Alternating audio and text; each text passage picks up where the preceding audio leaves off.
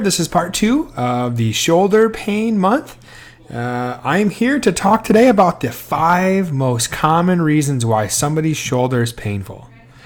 So here we go. Hopefully you enjoyed last video where we talked about the anatomy of the shoulder and how it's a very complex joint, actually 4 joints. The shoulder blade, the humerus, the clavicle, and the sternum. All of those are going to be involved with the shoulder. So the number one most common reason why somebody has shoulder pain is a condition called rotator cuff impingement. To review, the rotator cuff is 4 muscles. One here, here, here, and here.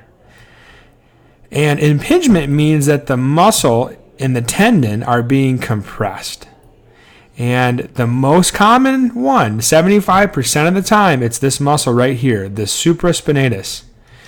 And you can see how this muscle comes from the shoulder blade and it goes underneath this bone right here and it attaches to the ball on the humerus, the head of the humerus.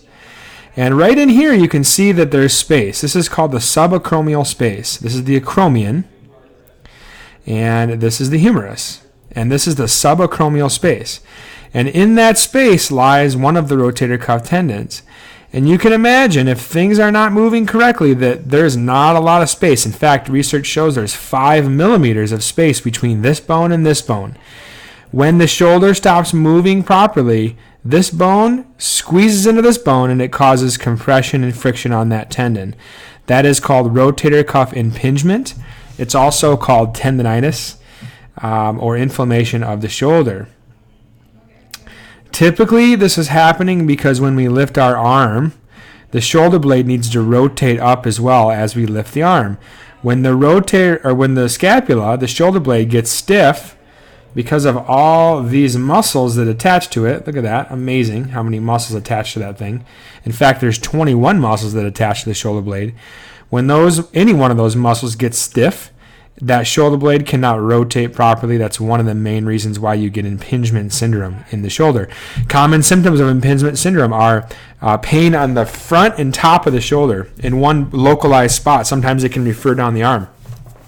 We also know that nighttime pain, really common for shoulder impingement.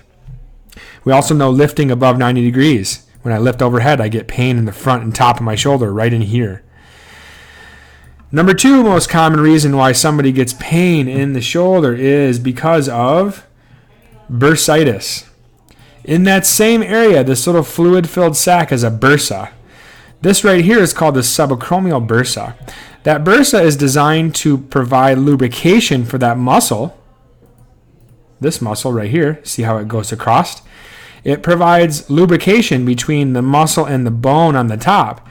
When friction starts to occur, before the tendon and muscle get irritated, the bursa starts to get irritated and it can get swollen and inflamed. So bursitis is very similar to rotator cuff impingement. Number 3 is a rotator cuff tear. A rotator cuff tear is a tear in the muscle of any one of these 4 muscles in the shoulder. You typically will see 2 types of tears. One is a full thickness tear where the muscle completely tears. A partial thickness tear is like small little, like a 10% tear.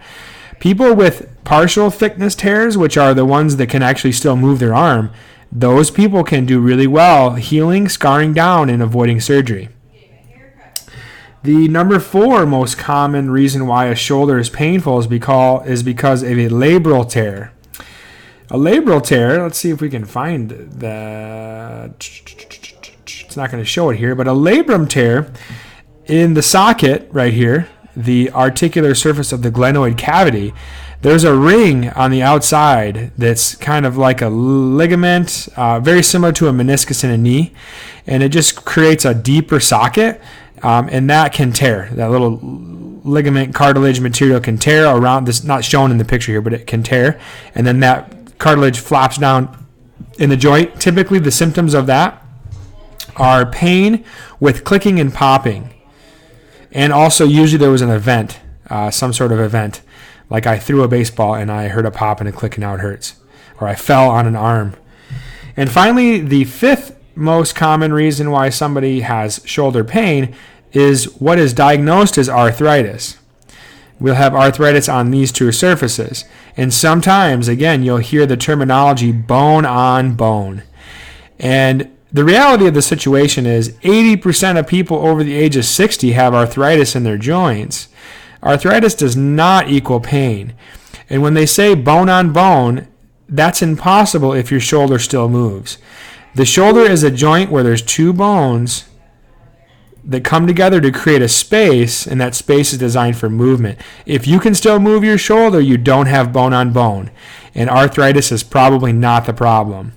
Now, arthritis is most likely present in your shoulder if you're over the age of 50, but that is not a reason.